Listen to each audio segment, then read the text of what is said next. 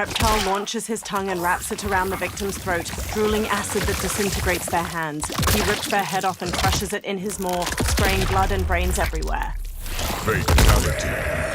Reptile wins. Flawless victory. The Kombat Kast starts now.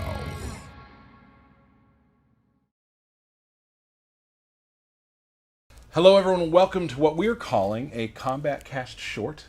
We're going to do an interview today about the accessibility features in Mortal Kombat 1, something that we here at the studio are very excited about, and to help discuss that, we have two very special guests. So, introduce yourselves. All right, I'm Rich Carl. I'm the director of audio here at NetherRealm Studios. Hi, I'm Jordan. I'm a UX designer for console.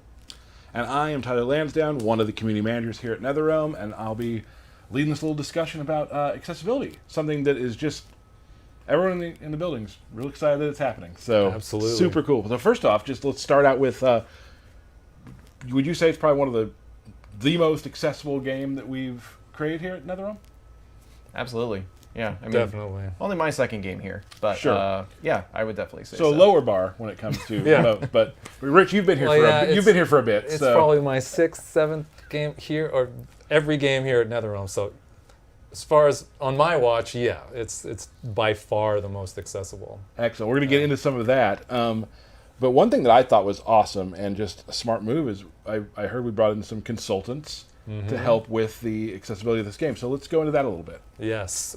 So we brought in Brandon Cole and Carlos Vasquez to help us with accessibility for the visually impaired. They're both blind consultants. They do this for games, and they're fantastic. And we staggered them. We had them in for a week, and we staggered them. We had Carlos come in for 3 days, and then we had them overlap for a day, and then we had Brandon in, and it was great. Totally different perspectives on the experience. Carlos is a very experienced player, plays at a very, very high level. Streams it.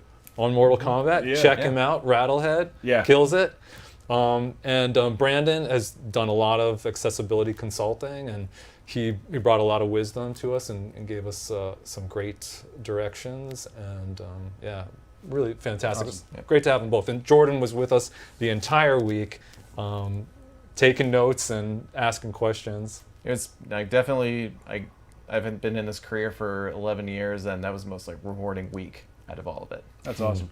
Carlos, actually, he's been around playing for years and years. I did a blog post about it when I first started working here like 10 years ago. Yeah. About his play and how he did it and stuff. Yeah. This is before like a lot of the accessible things happened. Yeah, yeah. And I mean, still just a killer out there. Like Yeah. really, really good at the game. Like we've played games. Oh, He's yeah. good. Yeah, he's exceptional. So yeah, it's cool to get people because he has so much experience with Yeah. the brand of games that we make. Yeah, and we've modified our game because of his feedback in the past. So it made just a ton of sense to get him in the studio, and yeah, do Right it on. for real this time. Right on. So let's just go back and forth. Accessibility features that you're really excited to talk about and things that you're excited to be a part of. Yeah, Definitely screen reader. Like that was the biggest. definitely. Like I remember you said, Brandon said like his top 3 requests for the game were screen reader, screen reader, screen reader. Yes. And yeah, like that was kind of like the biggest missing thing from past games was like, Yeah. we have really good audio, and that helps players who are already in.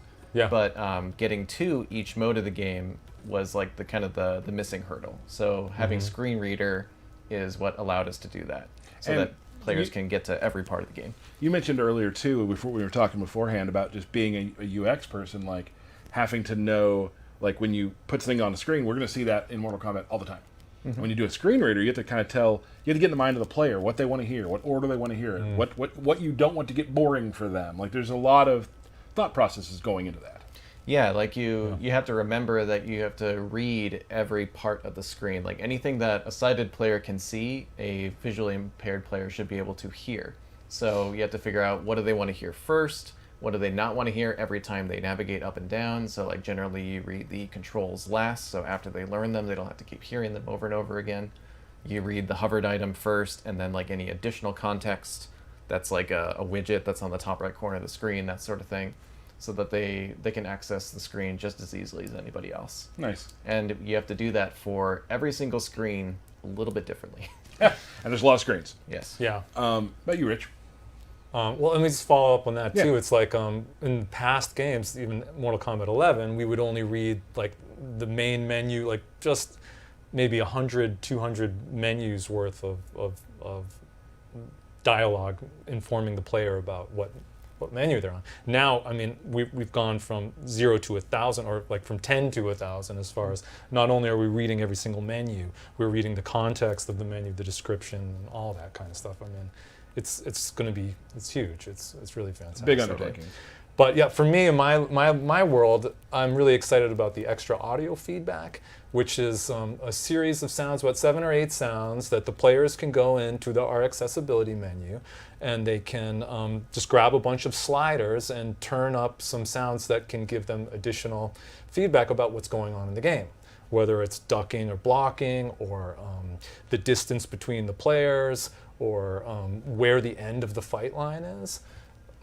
This is all available to the player, and they can adjust the volume. And I think it makes, especially like new players, get up to speed at the game and get better at the game a lot more quickly than they would if they're solely relying on the standard audio. So there's like almost like a sonic landscape that kind of lets them spatially know where they are at all times.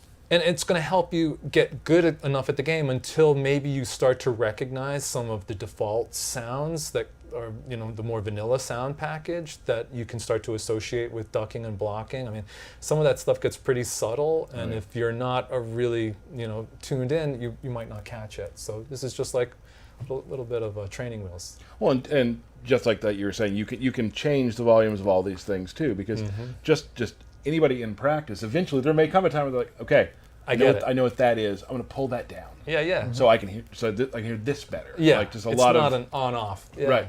Super cool. Yeah. I want to talk about, this is something that I think is really cool, because you can now like do your audio mixes from within the fight. Is that how it works? Oh no, you can't. So in past Mortal Kombats, in all of our games actually, you've never been able to access the audio menu from the fight loop itself. Like when you press the pause button when you're in the fight loop, it's not available. You have to go all the way back to the main menu to adjust the audio settings. Right. So instead of being able to do that, we brought like a game simulation to the audio menu. So that's the new audio test feature that allows you to, after you're done turning up and down stuff, you can just press the test button, hear how loud it's going to sound, hear the game simulation just in audio only, and then decide, no, that's too loud, that's too quiet, that's too extreme, and really fine-tune your mix the way you want it. So instead of making it all, going to fight, going back out to the audio. Yeah, exactly. Now you can just go out. Now I'm where I'm at. Yeah, exactly. Really cool. One more thing about something that I think is also awesome is descriptive audio, which is now the game will describe things to the player. Go through that. It's all through story mode. So like you get that narration that comes in between dialogue to let you know when things are happening, like character picks up an object, that sort of thing, to just give you that extra context. And then we have it for fatalities.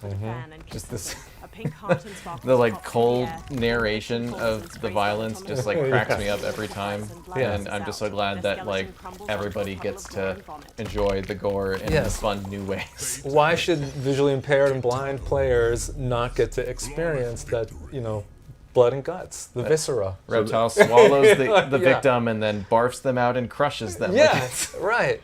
So now everyone's able to enjoy it in the same way. Yeah. Awesome. Anything else you would like to add before we sign off for the day? I guess just keep sending us your feedback as you play the game. Like it's going to be supported post-launch, so we want accessibility to be included in that as well. So anything that we can improve, we'll just continue to making the game just that much more accessible. And there is a future for accessibility in Mortal Kombat 1. Like you're still going to continue as things come out, still adding more screen reader, etc., things like that. Exactly, yeah. Like we got in more at launch than we expected, which is awesome, and we're just gonna continue that and try to get it to 100%. Great. Yeah, I guess I did want to mention like the detailed audio feedback. There's the primary audio settings, and then there's a subcategory of like detailed audio settings, and then there's the extra audio feedback. So like that's all new to this game as well. So I'm excited for players to play around with that, see if it's too much or too little, or if it's just perfect, which I know it will never be. Right. Let us know. That's going to be great. I'm looking forward to hearing how players. Excellent. I really love the sound cue for when you're in the corner, because it's like scary. Yeah. Because you do not want to be in the corner in a fighting game. So there's like an ominous sort of tone. Yeah. And like as you approach the end of the fight line, you'll start to hear it ramp in. And then when you're actually at the end of the fight line, it's really prominent.